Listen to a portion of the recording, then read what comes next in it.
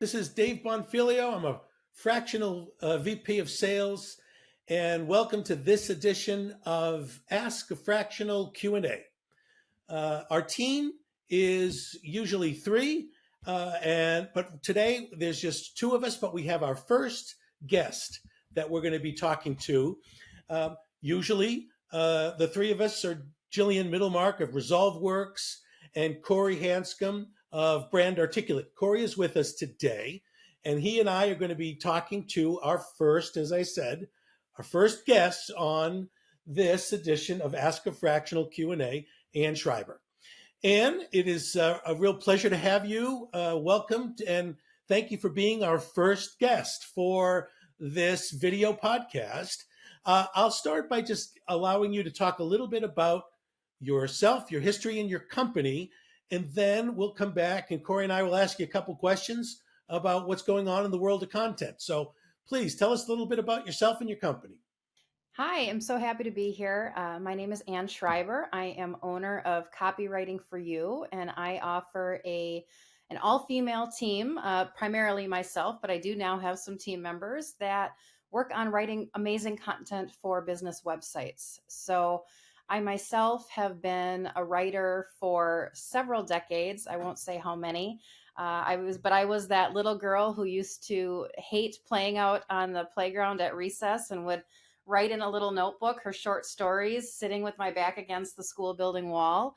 And that's just who I am. I always have found it easier to communicate and articulate when I'm thinking through words. Fast forward quite some time, and where I really got into business writing was working for Experian. So I have quite a bit of experience working in the personal finance space. I started with FICO, and then I was with Experian, and then I've been head of marketing for some financial services organizations. But with Experian, I had the opportunity to start writing for their blog and just talking to consumers about how to make better decisions with their personal finances, how to budget, how to save, how to manage their credit score, etc.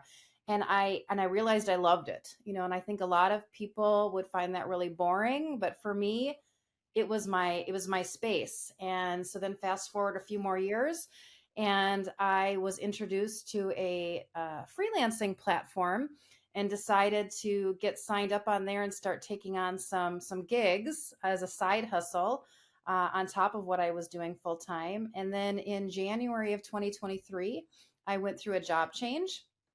And as I was talking to interviewers and recruiters, I was not getting the information that I wanted to pursue a career as a full-time employee. So I reached out to my existing clients for my side hustle and said, "Hey, would you send me more work?"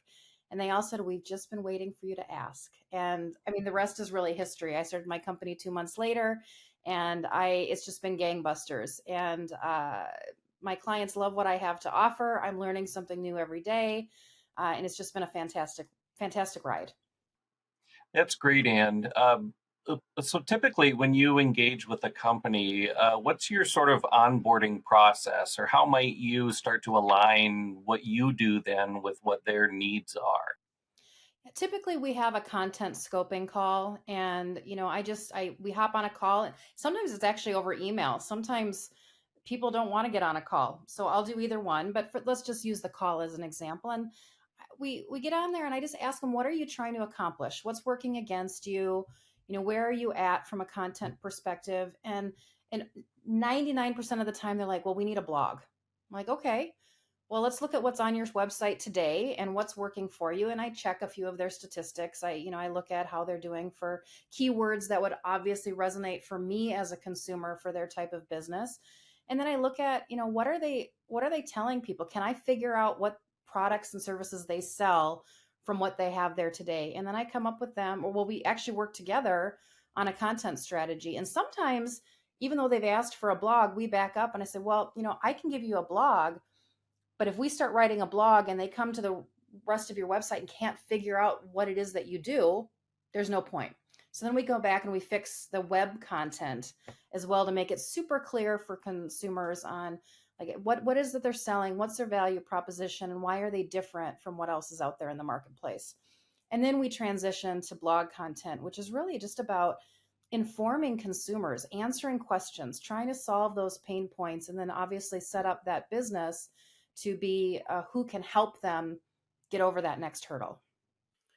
So, in writing a blog, you mentioned keywords, right? I'm wondering, can you get a little bit deeper into what you mean by that? In other words, you're going to write a blog for a client, but with a particular focus in mind, or a particular, help me dive into what that specifically means.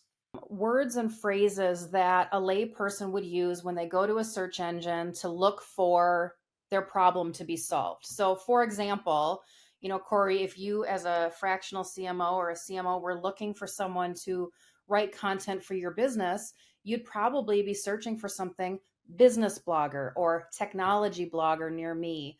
Or let's say you have a toothache, right? And you are trying to find dental services. You're looking for um, how to manage tooth pain, home remedies for tooth pain, dentist near me. Those types of phrases you're putting into that search bar, hoping that you're going to get hits to get you the information so that you can solve your problem. So that's one of the things that we're trying to do with our content is make it so that humans can find the content that's going to solve their problem. The bots come separate, right? That's a secondary focus. We're always focusing on trying to solve the problem for the consumer and helping them find the information that they need. And as we know in marketing, everything is about the ICP, that ideal customer profile. How do you help companies to really better understand their ideal customers, get in their head, and be able to write for them in a more compelling manner? Yeah, I always ask for a target profile of some sort. It's actually amazing to me how many businesses don't even know who their customer profile is. They think it's anybody and everybody, and so we really try to narrow it down. We look at some of the analytics that might be out there in Google, and then I read the content as well, and I try to put my own consumer hat on to try to narrow it down, and then we take that target profile and I try to gear the content for what is that person thinking. Is this a mom with a new baby? Is this again someone with tooth pain? And I write about that. I talk about that because I write for dentists quite a bit. Right, so and then you gear the content. I think if you try to do this mass just writing for anybody and everybody, you're going to miss the mark. You need to make them feel like, oh yeah, she's talking to me. That's my problem, right? And so it's kind of a balance, right? I really want my clients to have that insight for me, but when they don't, we just start brainstorming on how they can find that. Hey, Ann, I understand that you wrote a book recently. Let's talk a little bit about your book and how people can get a copy of it. So I did write a book recently. Here it is. It's called Perseverance Reinvention: Losing It All to Gain What Truly Matters.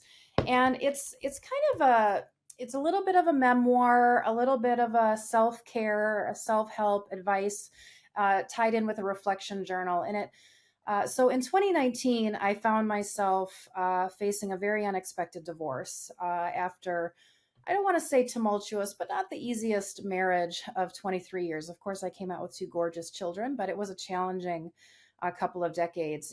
But either way, the divorce surprised me, and it really, put me in not a good place, right, in my head, and made some bad decisions, and really just found myself floundering to figure out how to move forward.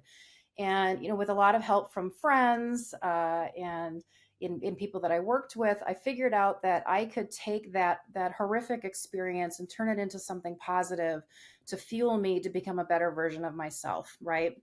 So looking at what I did wrong, what I could have done better, what happened, and what I didn't want to ever have happen again. And so the book, if you think of the title, Perseverance Reinvention, it's about persevering through that worst experience that could happen to you. And there's some other experiences that I talk about in the book that I'll leave for readers to find out amongst themselves. But I really just decided, hey, I can be better. I can be a better version of me. I'm not going to lose who I am innately, but I can become stronger, wiser, and turn it into something great. And I actually found a lot of my healing came through my writing. So it just so happened that this was happening on a parallel path to everything else. So this book is my story of going through that tough time, turning things into something positive, and then reinventing myself. And part of that was starting my company, and offering what my talent is to other people.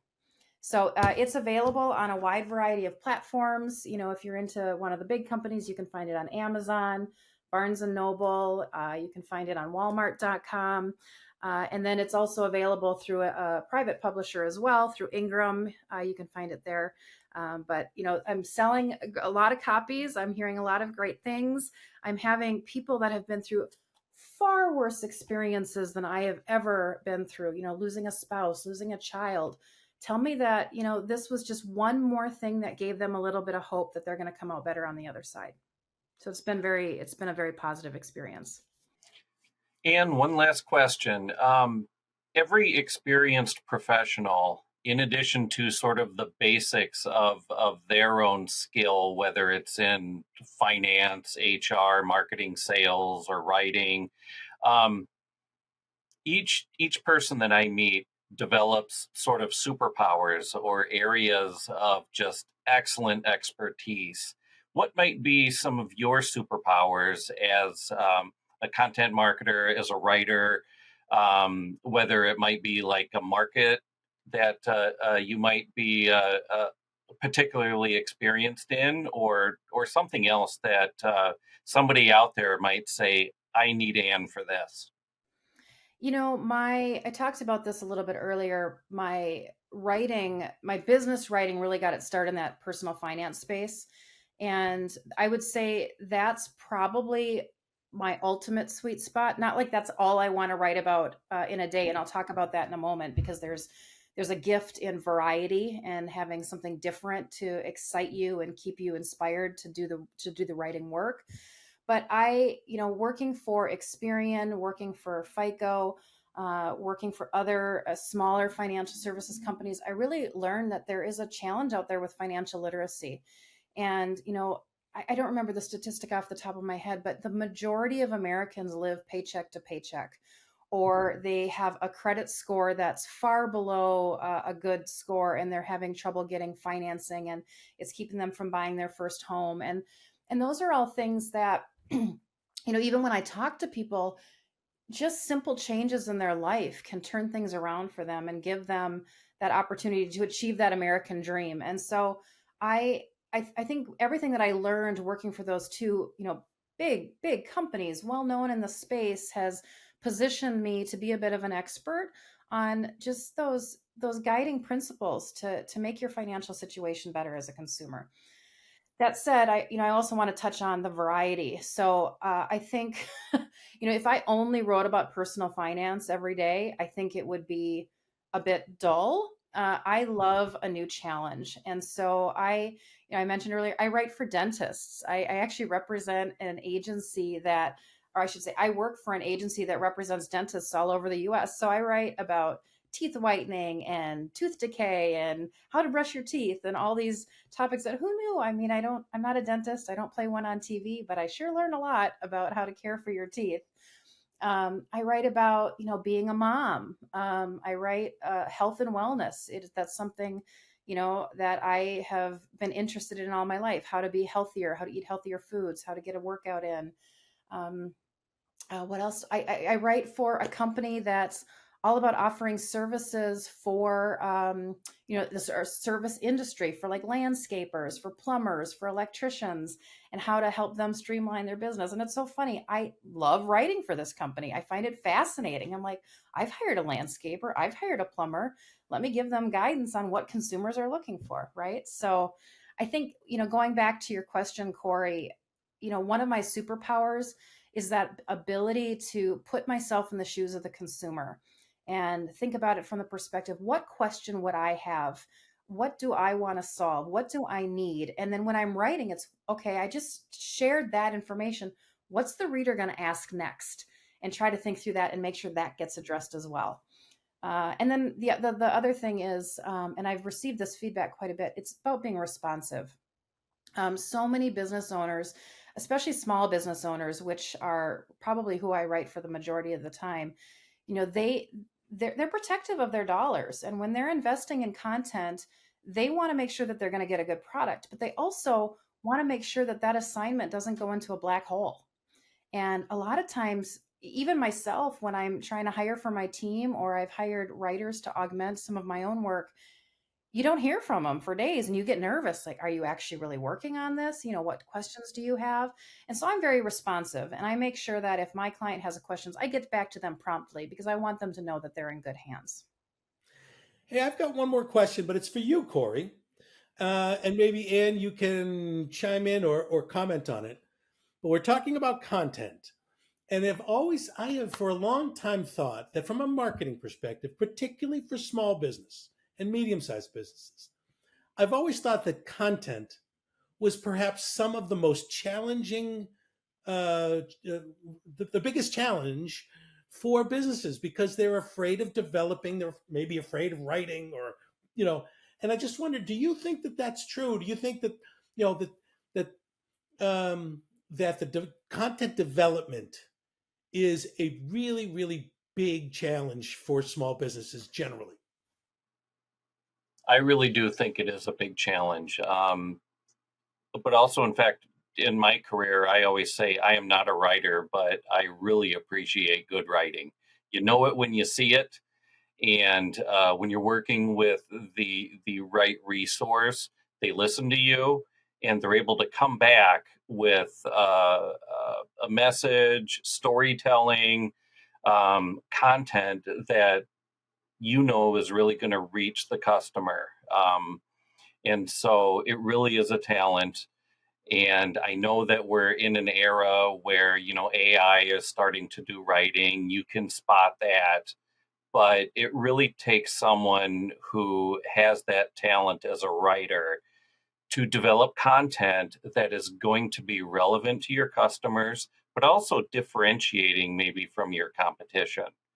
You know, it's just like writing a movie script. You could say, "Oh, that's simple. You follow the formula and you're going to have a hit movie." But of course, in the marketplace of ideas, it really does take talent to stand above and to be at the forefront and to be closest to the customer.